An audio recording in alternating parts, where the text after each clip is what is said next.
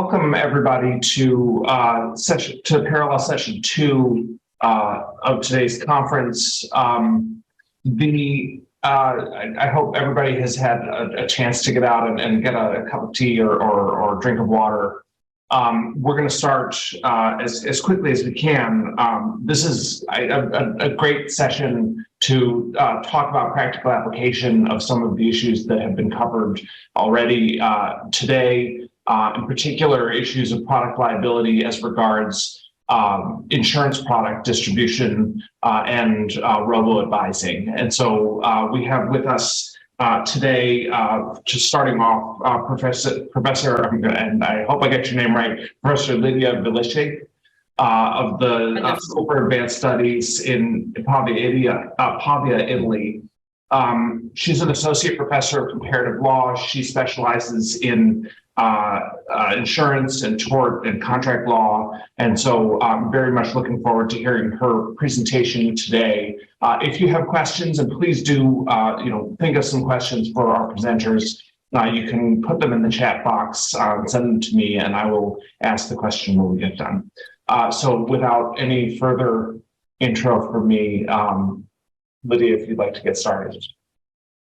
Thank you very much. Thank you for this kind introduction.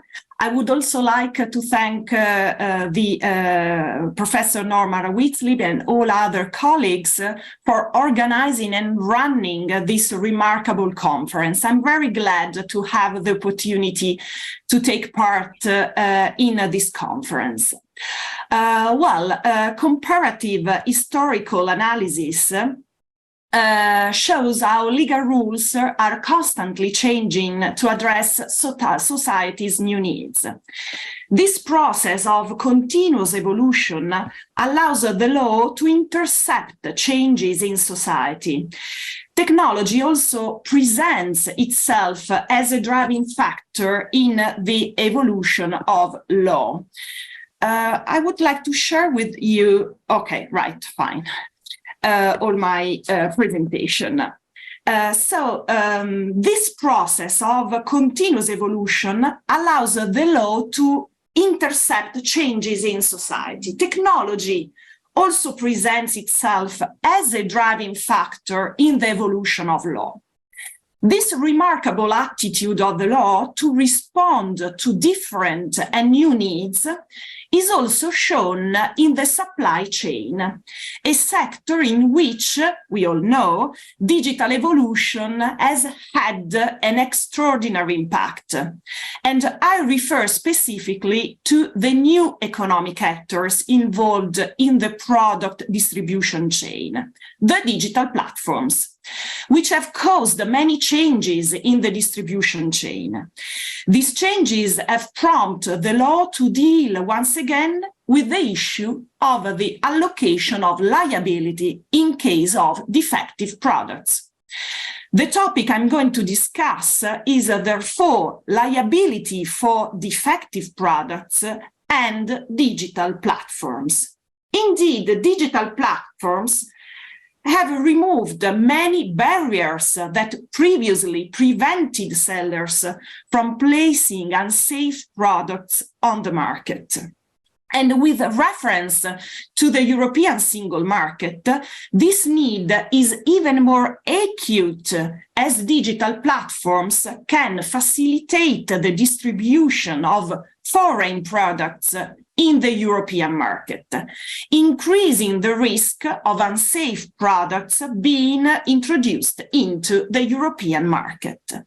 And this topic is of interest for the comparatist, essentially for two reasons.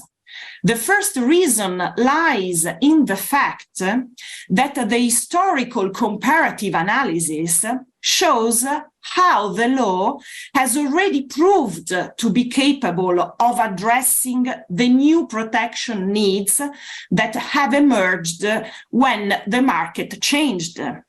I'm referring to the beginning of the 20th century, the transition from the pre-industrial economy to the industrial one affected not only the production of goods, but also the distribution channel. The Industrial Revolution increased the distances between consumers and producers. And thanks to the design of concepts such as that of proximity, the law has reintroduced a direct relationship between producer and consumer, not in contract, but in tort, responding to the need for protection related to damage caused by defective products. The second reason lies in the fact that it was the common law that first redefined the legal rules, overcoming the principle of privity of contract. Then the US common law affirmed the producer's strict liability for damage caused by defective products. And from the producer liability, the common law would then lead to a system where all distribution actors can be held jointly and severally liable with the producer for the damage. And this is not only for compensating the damage suffered by the injured party, but also as an incentive to the adoption of higher levels of safety in the market. As a result to its adaptability, common law was able to redefine legal rules, opening the season of the so-called producer liability. And this innovative approach would later circulated in the European Union as well as a good example of circulation of ideas and legal transplants. In the current context, where the distribution process has undergone a change with the rise of new actors such as digital platforms, the US common law has detected a renewed need for protection of the consumer. And for some time now, the US case law has been questioning the role of digital platforms in the distribution of products of third-party sellers and the consequent allocation of liability for defective products. For that reason, we narrow the scope of this analysis to the US and the European perspectives. So once again, from the US perspective, the US legal system presents itself as an interesting lab for verifying how legal rules can evolve in order to adapt to ongoing changes. Without pretending to provide an exhausting picture of the current litigation, which is quite vibrant, two main approaches can be identified. So the first approach is based on the assessment of the role played in concrete terms by digital platforms in the market. So it is about the type of control over the products and the distribution phase. And this approach can be split into. In some cases, the allocation of liability depends from the material control over the product. So the central element becomes the presence of logistics services. According to this approach, which can be found in Steiner versus Amazon, the central element becomes the presence of logistic services. And the lack of logistic services would make the platform not involved in the control over the distribution process, which traditionally focuses on a direct relationship with the good. For other more recent cases, for example, Bolger or Loomis, the control over the goods appears to be a marginal element, with the courts considering that it is necessary to verify the overall activities carried out by the platform. In Loomis, for example, the court held that it is necessary to assess the role of influence that the platform has on the distribution market. The second approach, on the other hand, is based on the formal ownership of the product. So the central element for allocating responsibility is the title. For example, the case Amazon versus Macmillan highlights how e-commerce platforms should be exempt from liability since their distribution model does not depend from a formal ownership of the product sold on the platform. And therefore, the typical activities of digital platforms, consisting in facilitating sales through ancillary services, would not be sufficient to make digital platforms liable for the defect of the product. Of course, these case law approaches have yet to be consolidated, but currently these are the US perspectives. What about the European model, the European perspective? For some time now, the European Union has launched a major review of the regulatory framework on market supervision, product safety, digital services, i.e., this is partly due to the growing importance that digital platforms have assumed in the distribution of products. Time runs, so I just mentioned the regulation on market surveillance and product conformity of 2019, the regulation on a single market for digital services known as the Digital Services Act of 2022. And again, the agreement reached in last November, on the new General Product Safety Regulation. This process underlies that the overall goal of the European legislator is to protect the integrity of the single European market along the two traditional directives: consumer protection, and thus ensuring that only safe products are introduced into the single market, and ensuring that the EU and non-EU producers to compete in the internal market on a level playing field. In this context, and returning to the main topic, the European Union is also reviewing product liability framework, considering the new distribution channels. The framework consists in the directive, in the current directive, number 374, and in a proposal for a new directive on liability for defective products. First of all, it should be noted that the approach of the current directive was already geared towards protecting the integrity of the single market.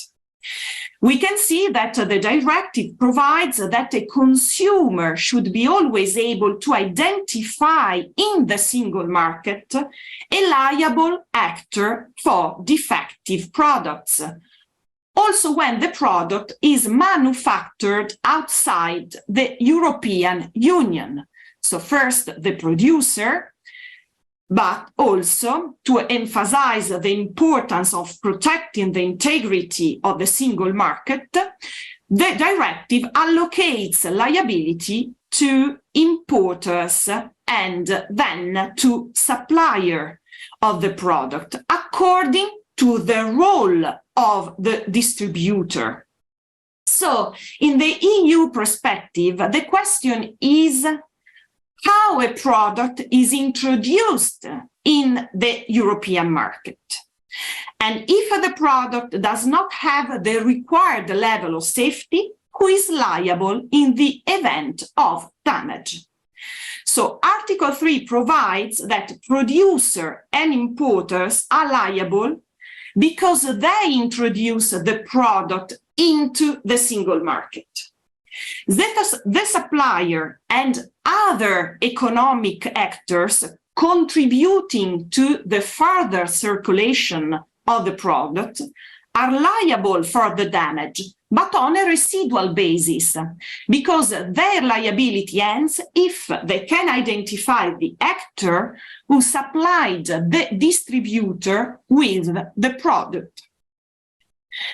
In this model, there must always be an identifiable actor liable for damages.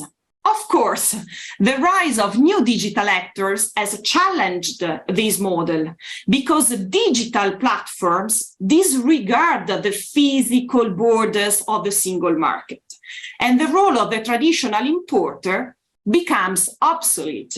So last September, the European Commission presented a proposal for a new directive, already mentioned this afternoon. So as you can see in the reasons for and objective of the proposals, the Commission immediately clarifies that it intends to ensure there is always a business based in the EU that can be held liable for defective products, bought directly from manufacturers outside the EU in the light of the increasing trend for consumers to purchase products directly from non-EU countries without there being a manufacturer or an importer based in the EU. This goal is also stressed in Recital 3 and in Recital 27, where the legislator makes it also clear that its intention is to channel liability in an effective manner. So the concern of the European legislator is the same as it has been since 1985, that the consumer can always identify an actor liable for damage. So in order to guarantee the integrity of the single market and a high level of safety within it, the legislator chooses to grade roles and responsibility. For time reason, I go straight to Article 7, devoted to economic operators liable for defective products. As you can see, this article provides that in the first instance, as in the approach followed by the current directive, responsibility is attributed to those who introduce the product on the single market, the importer and the authorized representative of the manufacturer. Then Article 7 goes on stating that if importers and authorized representatives for defective goods produced outside the single market are not established in the European Union, the fulfillment service provider is liable. So according to the regulation on market surveillance, a fulfillment service provider is any natural legal person who offers in the course of business and independently of the formal ownership of the goods, at least two of the following logistic services: storage, packaging, addressing, and forwarding. This broad definition allows the provider of an online platform to be regarded as a logistics service provider when it offers additional logistics-related services. So where importers and authorized representatives are not established in the Union, new digital market players are involved in product liability under the same condition of traditional logistics service provider. Then the proposal provides that on a residual basis, the traditional distributor is liable, but only if the distributor does not identify the person who supplied him with the product. Article 7 concludes by stating that paragraph 5 shall also apply to any provider of an online platform. And making a reference to the Digital Services Act, the provider of an online platform becomes relevant only if the online platform presents the specific item or information or otherwise enables the specific transaction at issue in a way that would lead an average consumer to believe that the information, the product, or the service that is the object of the transaction is provided either by the online platform itself or by a recipient of the service. It seems that this section places on the same level the provider of an online platform with the distributor who is liable in a residual basis. A point should be stressed because according to Article 7, paragraph 3, it seems that this residual hypothesis occurs when the platform has not offered logistic services. Otherwise, the provider of an online platform will be in the category of the logistic service provider with what follows in terms of liability. This proposal for a new directive is currently being discussed. And I just say that the European Economic and Social Committee gave a positive opinion on the proposal, but at the same time, it called for greater consistency in the hierarchy of the economic operators, because the regulation on market surveillance provides for a different hierarchy. So it is important that all new regulatory initiatives are consistent with one another. Some final remarks. These two models of response seems to be different because the premise of the two models seems to me to be different. The US approach is placed in the path of the case law evolution that, starting from the Scottish and English case Donoghue versus Stevenson to the Californian case law Escola and Greenman, was founded on Kurtz being able to identify actors, placing the chain, being able to govern the risk and to manage it. So it's not surprising that many courts have walked a logical legal path that leads them to consider the role of direct link in the distribution chain and the influence on the two sides of the market. So this leads the court to equate a digital platform with traditional sellers, also in terms of liability. The approach of the EU legislator seems to be based on a different premise, the desire to preserve the integrity of the single market when products are brought into the EU market from outside. So there always be an actor, an identifiable actor, and the legislator makes a hierarchy of the actor playing a role in the distribution of the product without considering their solvency. Of course, these are preliminary thoughts. With reference to the US experience, it will be necessary to see which approach will be followed. For the European experience, it will be necessary to wait for the final text of the directive, for how the directive will be transposed in the national frameworks, and how this discipline will be applied by the courts. So thank you for being here today and for listening to my presentation, and I leave the floor again to our chair.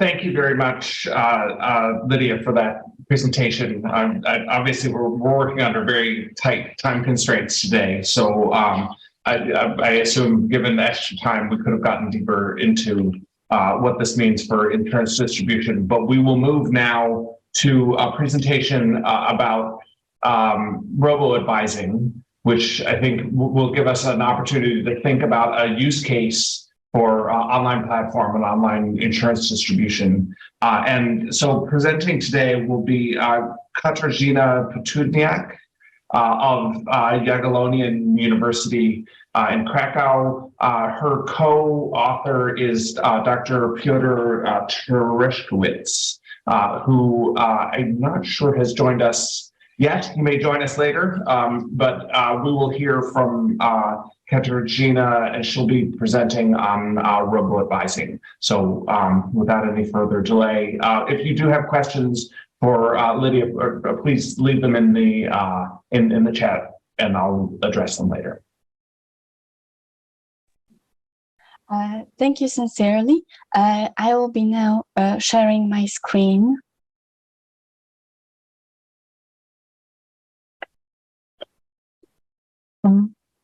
Okay, so I guess it's the time to start.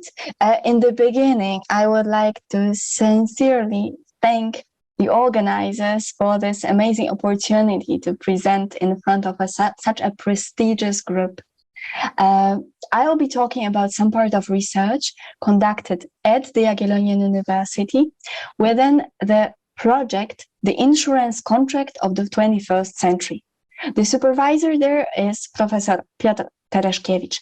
The topic of my presentation, though, will be the platform economy, robo-advisors, and insurance, digital distribution of insurance under the EU regulatory regime.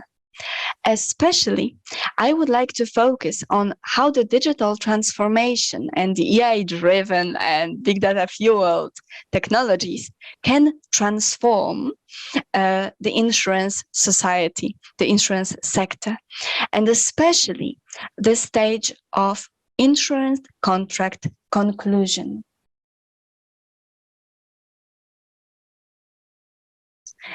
As you are well aware, the first wave of digitalization has changed many aspects of our daily life.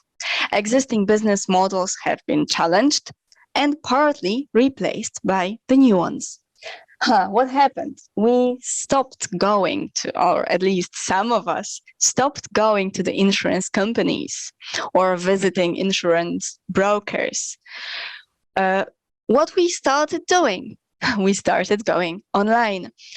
There, we searched for relatively simple engines that were grouping, listing, organizing, according to some relatively straightforward criteria, available insurance products. So it allowed us to see the cheapest products, the products with the broadest cover, etc. Usually the price was and is the most interesting element for the insurance clients.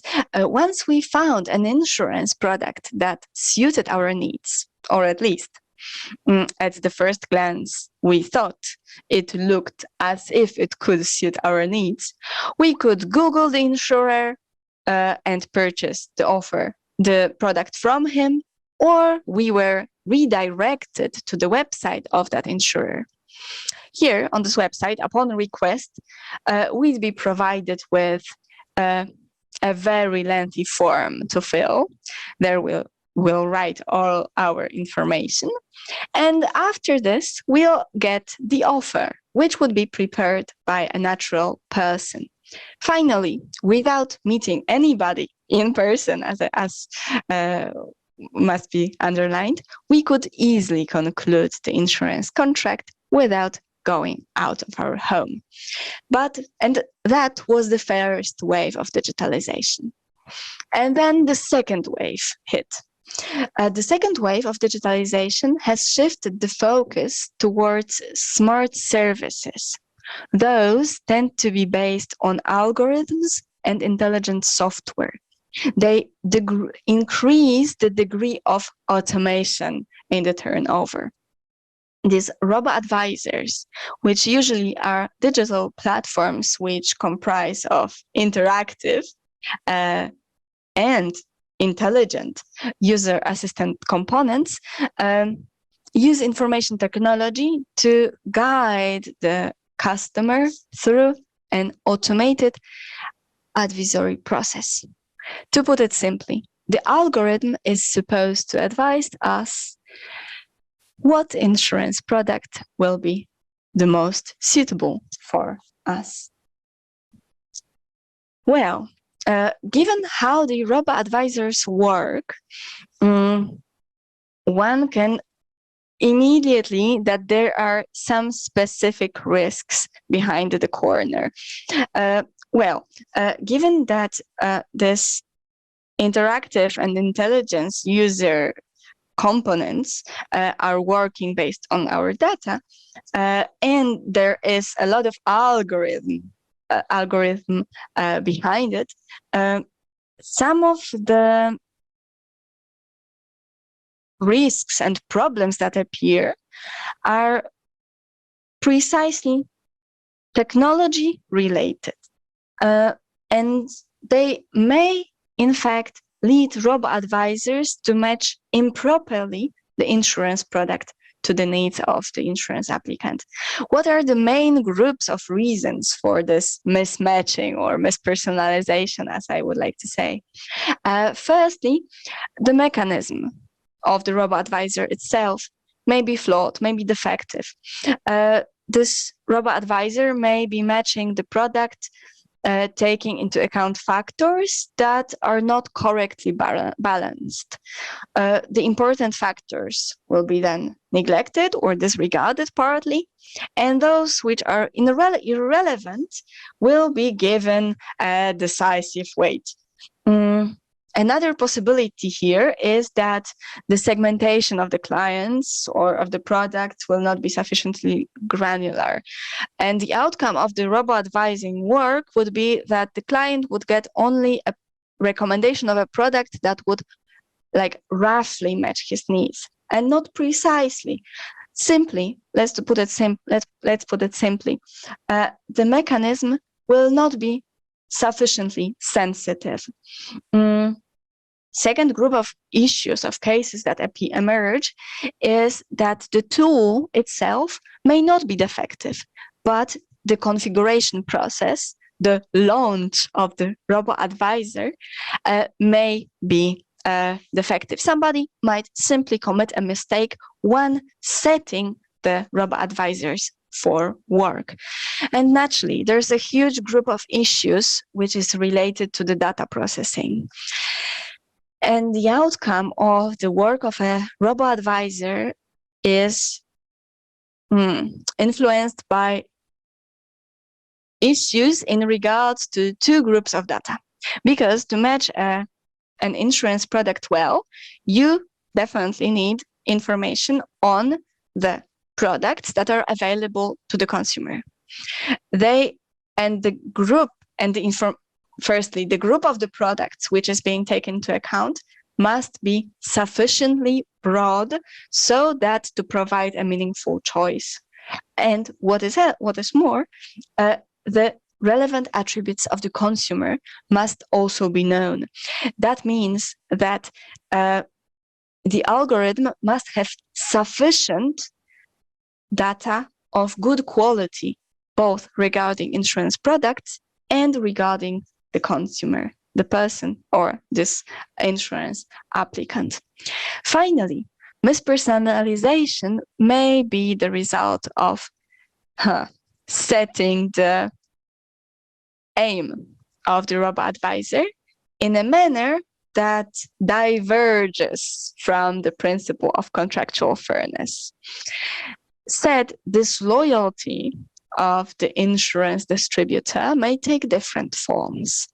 Typically, the price can be set not in accordance with consumer situations and needs, but in accordance with what this consumer thought his needs are, or what, so that the insurance distributor can offer the most expensive product the consumer will consider reasonable to purchase. And the problem here is that consumers' willingness to pay for insurance products may naturally be based not on facts, but on misperception. We can be easily persuaded by some elements in the digital environment that insurance of this specific risk is worth, in our case, much more than it actually is. Finally, the robo-advisor may be programmed in a manner that it achieves results that are ill-suited from the perspective of the interests of the consumer, but very profitable from the perspective of the product distributor. And this will typically constitute mis-selling of insurance product.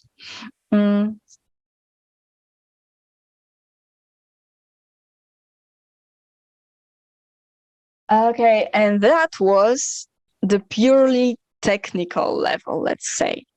But naturally, it's not all. The problem here is that we'd like to have also some more data, specific data on products, and we'd like to give some specific data on ourselves. And in the online environment, there is no place to provide such information pretty often. Communication within the online sphere tends to be very limited, or at least the data that we transmit consciously is limited, whereas the data that is provided without our consent or without us being aware of that tends to be much broader. And finally, if we buy things online, if we purchase insurance product online, we cannot really ask for a strange additional explanation, an explanation that will be perfectly matching our needs. We cannot continue asking questions. We'll get just the general information. And last but not least here, consumers tend not to know how algorithms work, how the product is selected, how the decision is reached. And we should know it. In case of traditional, conventional advice in real world, we generally should have the possibility to ask the advisor, why do you say this insurance product is the best for me? And in the ideal world, this person will provide us with an honest and true answer. In the online sphere, we do not have this opportunity. Once these technical issues and issues related to the needs of the consumer are addressed, but when I say needs of the consumer now, I do not mean it in the legal sense, but what we would like to know, basically, purchasing insurance, we can move to legal risks, those resulting from the deployment of automated advice services. And here, the main point of reference for me will be the Directive on Insurance Distribution. I'll refer to it later on as IDD. And here, we can say that there are two main challenges. The first one is, how can we check the quality of performance of this algorithmic assistant or advisor? In order to do so, we would need not only access to the code, but also to the data on the products and on the clients. And we'll also have to have the point of reference that would be a well-functioning algorithmic assistant or advisor. And then we've got the problem that these digital platforms and related services may not, just from the technical perspective, from what is possible under current technology, may not be capable of fulfilling standards of fairness, professionality, and honesty that are required in this sector.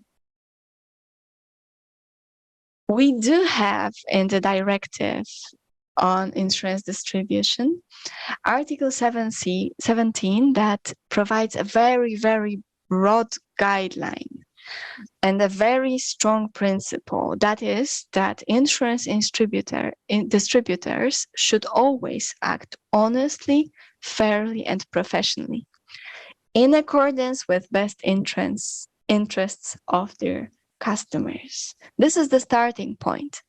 But intermediaries' duties include also some other obligations. So those must act naturally in the best interest of the customer, but they also need to explore customers' needs and demands.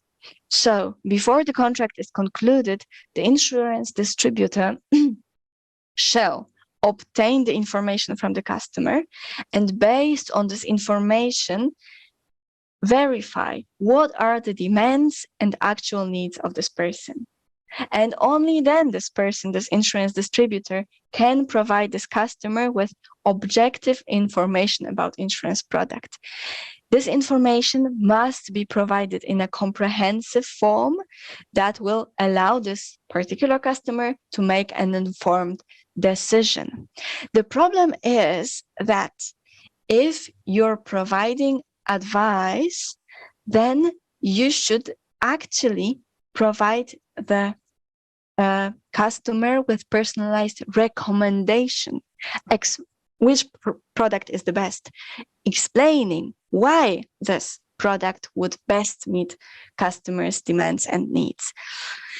And here it's pretty problematic because when we've got these online platforms where we can search for insurance products, well, us being customers, we frequently think that this is precisely the advice, and we might not be right, and our expectations in this regard might not be well-founded.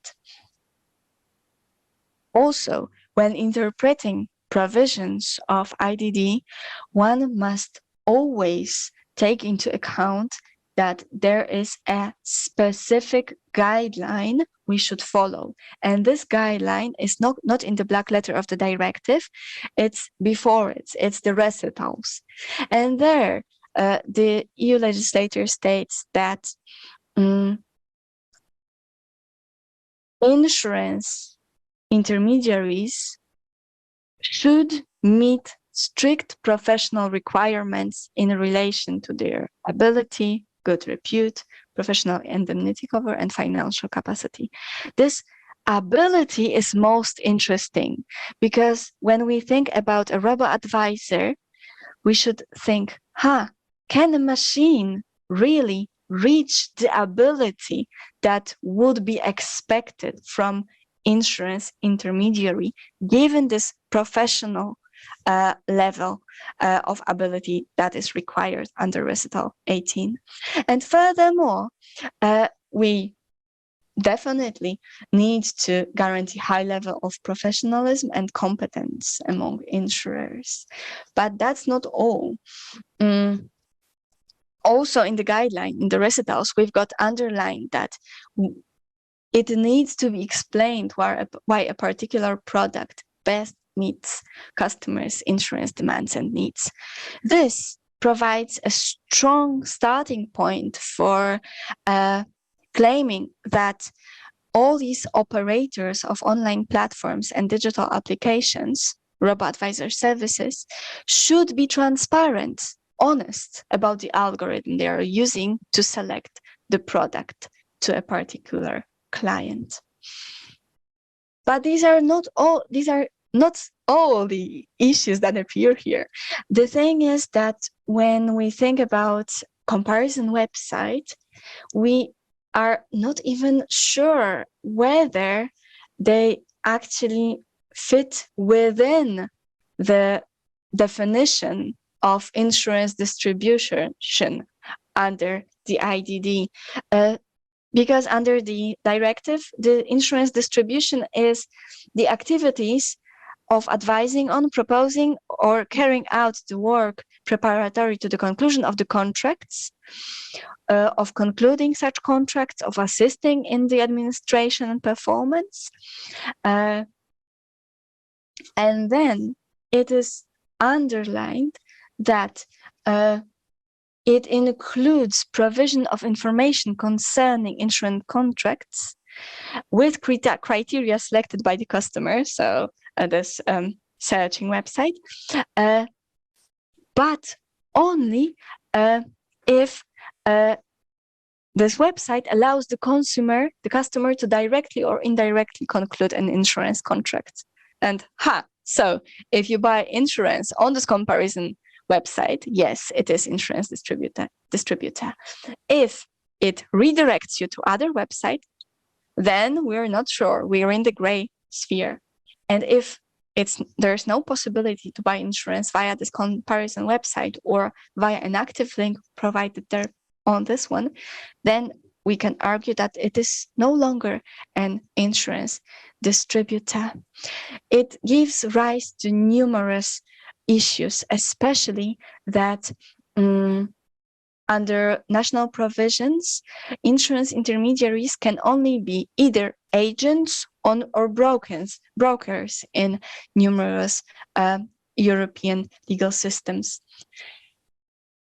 Therefore, we are here, in case of robo-advisors, in the gray sphere pretty often. To sum up, while digitalization definitely can help customers to purchase this insurance because it's easier, it's quicker, because of all these duties of insurance distributors,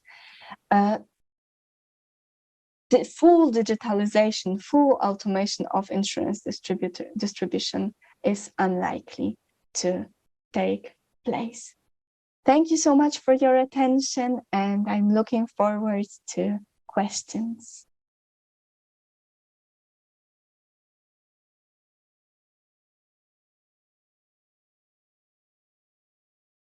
Oh, sorry. Thank you for that. That was really fascinating, and I think a good way for us to think about a practical use case for some kind of machine-driven algorithmic sales of insurance. I'm interested. Maybe you've overtaken. I'm going to use the panel chair's prerogative and ask a question. You are pessimistic in your last slide, Katarzyna, about the possibility of having a kind of hybrid AI advisor where, as opposed to a flow chart, which just says, okay, this net worth or this need, this location, here's the type of product which is going to be sold. Having something which is dynamically making decisions as to suitability. Is that going to, is there going to be, do you think that when that sort of model is proposed, what's the barrier there? That there won't be, that the products won't be sophisticated enough to make the decision, or that they won't be explainable enough so that you can tell the customers the basis on which the decision is being made, or just that they're just not. What do you think is the barrier to doing that? And please, Lydia, please jump in if you have observations as well. Shall I answer the question? Yeah, please. Right now? Sorry, that was a bit long-winded. So I think that the biggest issue here is that in case of going full robo-advising and without having human intervention, it would mean that our AI systems would not only have to have no mistakes when it comes to the coding, they should have been sufficiently sensitive. The aim should be correct and the data should be there. This is a lot, but then we should also take into account the biases and the problems we observe in other sectors when we want AI making decisions for humans. And this is that there are issues where machines commit mistakes easily, and these mistakes could have been without any trouble avoided by a natural person. The typical case here is the Tesla car accident that took place because the Tesla did not recognize that the car crossing did not end yet, that there was this wagon behind, simply because of the pattern recognition failure. And I think that in the case of insurance, the stakes at risks, and the risks are very high. This is the one hand, and the standard we want this algorithmic mechanisms to achieve is extremely high, therefore. And because of that, I would say that going fully automated will be a very dangerous decision for insurance distributor. And definitely for the time being, the human interaction, including the hybrid models, which I consider fine, is crucial and is not likely to disappear soon. And this is not only because of the insurance law, but mostly because of how the algorithm works and what are the risks. And at the moment, I would say that we are still combating the typical problems with automated decision making. And until these are solved to our satisfaction, then we will be hesitant to introduce not supervised robo-advisors within such sensitive sectors as insurance sector. And thank you so much for this question, as it really allowed me to go a bit more in detail. I may try to modify it just a little bit for Professor Boleshik, maybe. That I'm wondering, sometimes if you could see a situation where the sales process takes in data which is collected or purchased, by the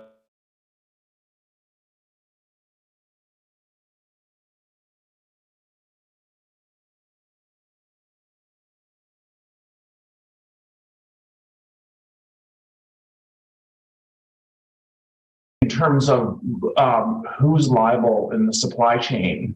If somebody's buying, say, information from Google about the characteristics of the purchaser, is there a possibility there that we could have spillover liability to third parties or fourth parties in the process?